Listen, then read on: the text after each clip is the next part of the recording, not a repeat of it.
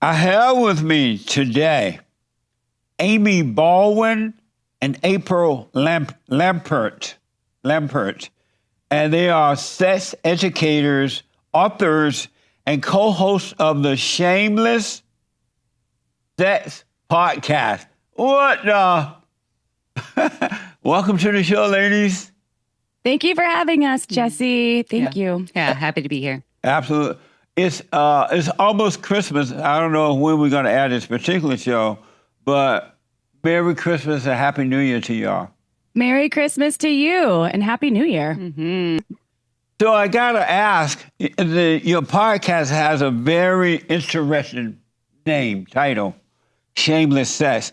Let me ask first, what's important to you guys? So important to us, I would say, to help people work with the shame and the trauma that they've experienced in their lives and normalize conversations around sex. We definitely want people to have more pleasure if they seek it, because we feel like pleasure is people's birthright, and consent is, of course, number one for anything that comes in terms of sexuality.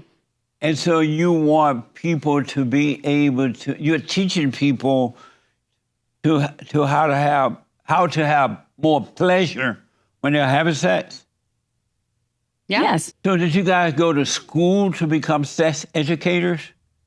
I studied law, and then Amy and her mother actually opened up a brick and mortar, really beautiful sex shop in Santa Cruz, and we worked together. I was studying for my LSATs, and Amy was opening this shop because she did study human sexuality and psychology.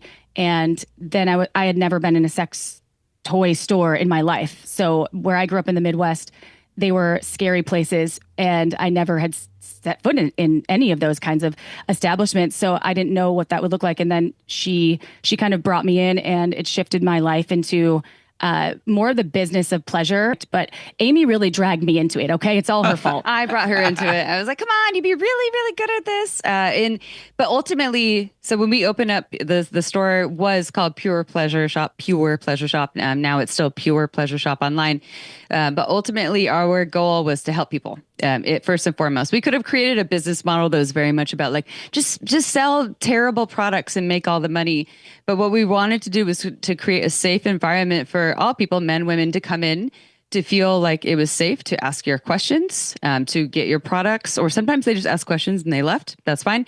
And we had weekly classes on how to talk to your partner about sex, on, whatever, like how-tos, because people had a lot of questions. So we wanted to create that resource for them.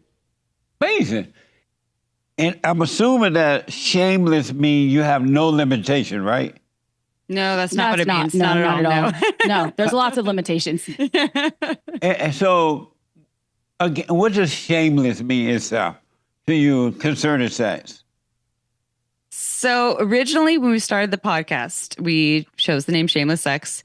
And we thought that the mission was to eradicate shame for people. Like, our mission is to get rid of all the shame for people around sexuality. Meaning that people should be able to say and do. Your original plan was people to say and do whatever they want. No. Because shame doesn't mean, so shame is it's not saying and doing whatever you want. Shame is, I did this thing or these things, and it's different. It varies from guilt, right? It's not that thing was bad. It's that I'm a bad person.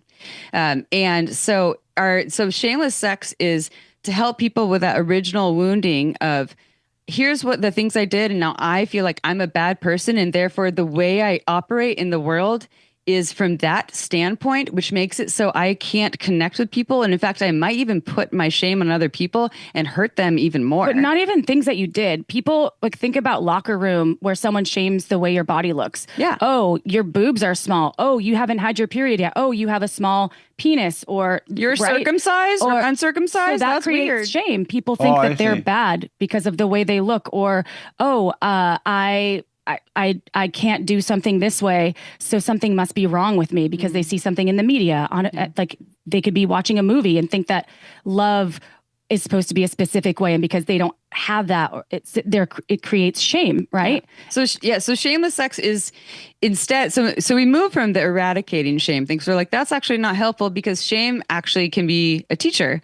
It can be, here's the thing that didn't work or was not in our highest self when we actually did it, or here's the thing that was never ours. Like April talking about, I'm in the locker room and someone's judging my body and, saying terrible comments to me. Right. And then I held that in, and it shaped me and changed how I can operate in the world.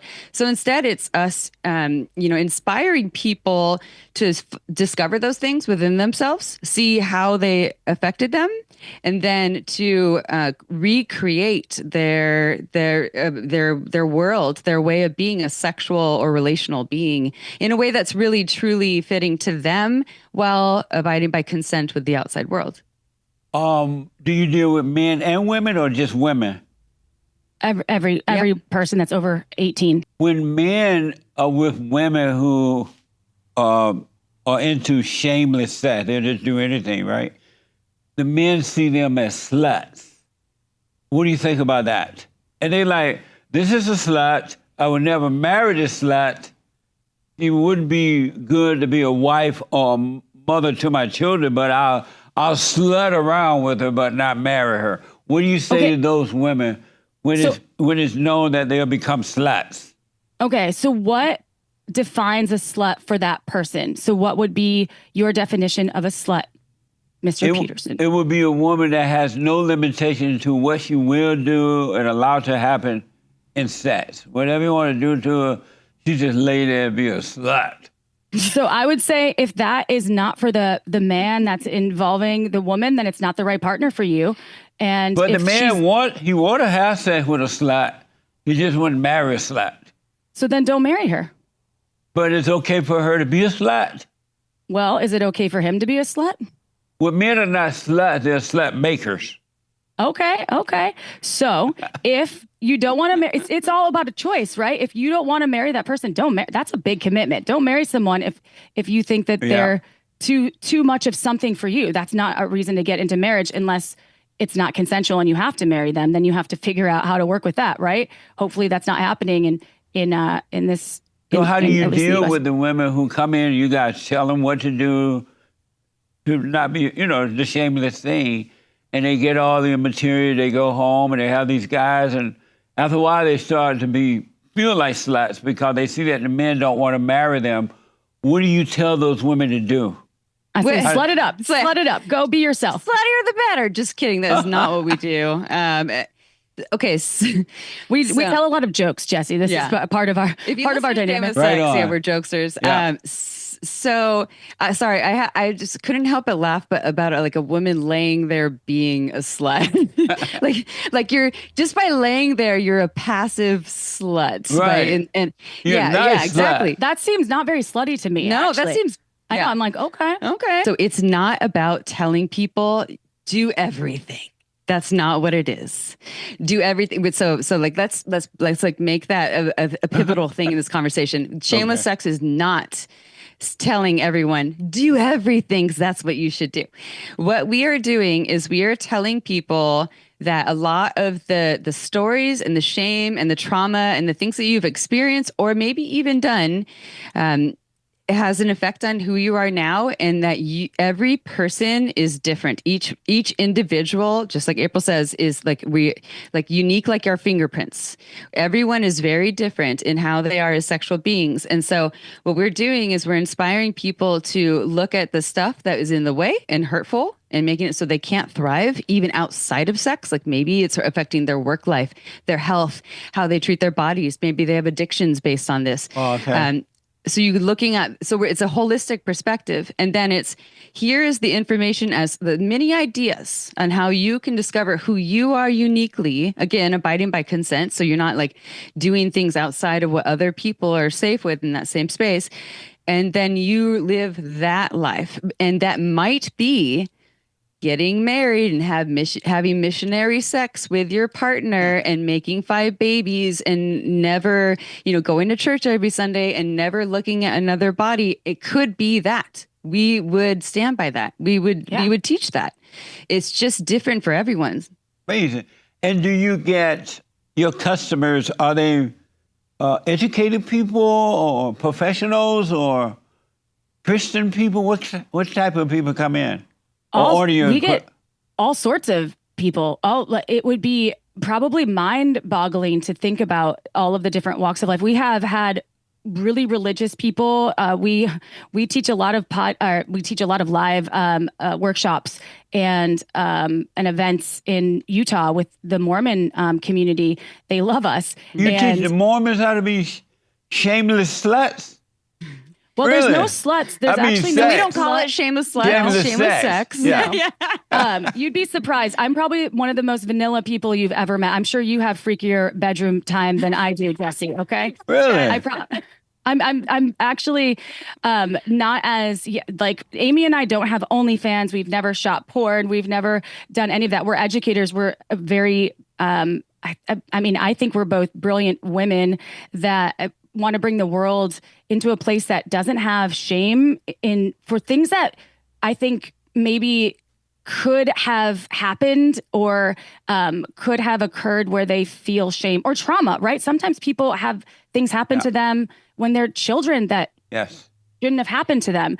And do they live with that? And do you call them a slut if they had sex with a couple of people that they weren't married to because they were trying to figure out their lives and if they were even sexual at all? Some people don't choose to have any sex at all in their lives. And that's right. Do we call them a slut or do we shame them for choosing what doesn't feel good to them? That's amazing. So how did you get into the Mormon church, community to do this? So we're not going to the church, by the way. Right, No, we community. don't. No, they have never asked us inside the church. Just to be clear, that's a good point. But Salt Lake City in particular loves Shameless Sex, the podcast. We've taught workshops there, again, not in the church.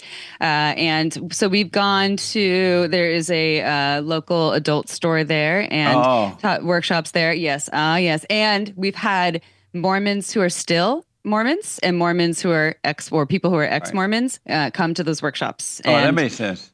Amazing. And couples, we do couples retreats to help couples that are even struggling with keeping their marriage together, that have 5 kids that are grown, that are out of the house, and they lost the tools to work with each other, and they seek out help to really identify their love again, because it's more than just about the physical act of sex, right? It's more about, again, like Amy mentioned, the holistic approach. What's going on in your brain? Mm-hmm. What's happening when you want to connect with your partner? It's not just about the physical act of unifying your consummating your relationship on a regular basis, and you have to do this. It's about checking in and cultivating deeper connection and intimacy with your partner. I think half of what we teach is not about sex. Yeah, seriously. If not more, it's about relationships. We could call it shameless intimacy. Would that make you feel better? It doesn't have the same ring, though. I know it does. That's right. It wouldn't sell. It wouldn't. No. Right. And intimacy, I think, is, when I think of intimacy, I think of it as like all encompassing. It is sex, and it's also just relationships as well. It's all the aspects of it. And so we wanted to be as clear as possible with, our title and our model. So shameless sex. That's amazing. And so when you not get into your personal business, but are you guys married? We are not married. I am divorced. Oh, you're divorced. And was your husband satisfied with you having shameless sex? It was, shameless sex was birthed after my divorce. Oh, I see. I bet he's disappointed now, huh? He's actually quite proud. He lives in Israel. He's Israeli. And he has said, because I have his last name, and I asked him basically for permission, is it okay that I honor your family's last name with this work that I'm doing? And he said, my family's super proud, and we trust that it's in good hands. Really? Mm-hmm. Wow.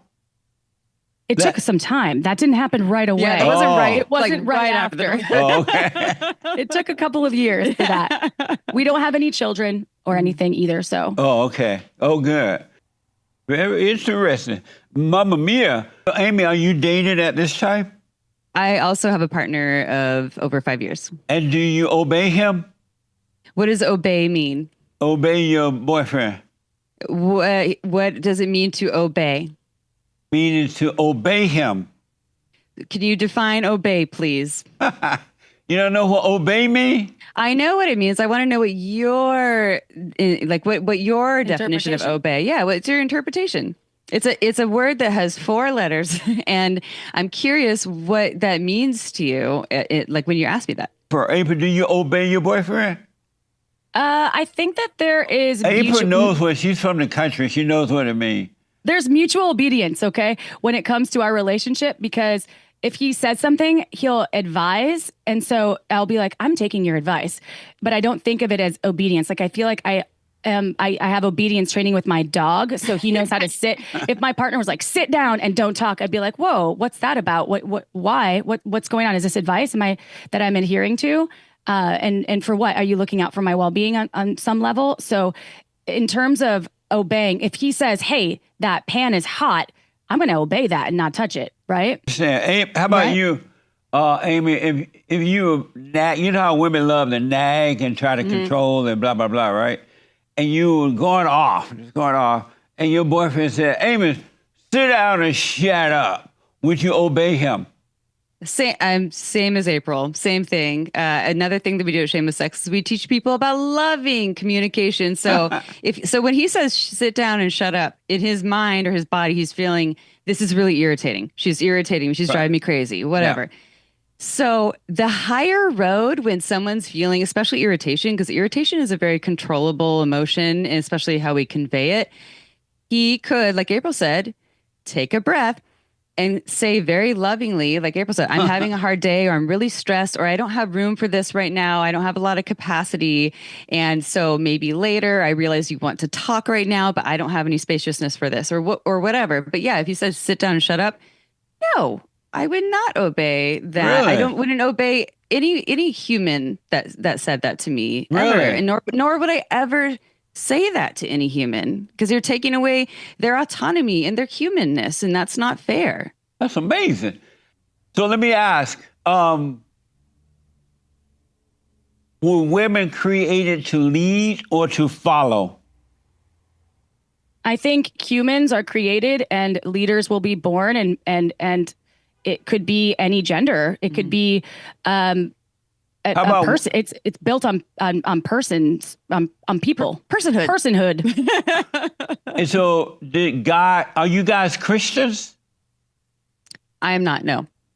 I'm spiritual. I was raised Methodist, and I was married to a Jewish man. So I don't know what you call me. You can call me whatever you want. What call a you mess.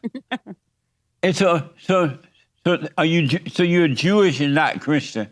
She's not Jewish. No, she was married to a Jewish I was married to man. a Jewish man. I lived in Israel, and I never converted. Really? And so are you, right now, are you eighth? Are you Christian or what? I would say I'm agnostic. I believe in the spiritual being. I do think that there is a creator. There was a creator. There is one right now. So you do all believe one. there's It's a all God? it was, is our future. Yes, I would say that I definitely believe in a higher power for sure. Is I that don't- God? we could call it God. We Oh, can call okay. it dogma. Yes, absolutely. And are you a Christian, Amy? No, I was not raised with religion. I'm not Christian. She's also Jewish. I was not raised with my Judaism, but I have it in my blood.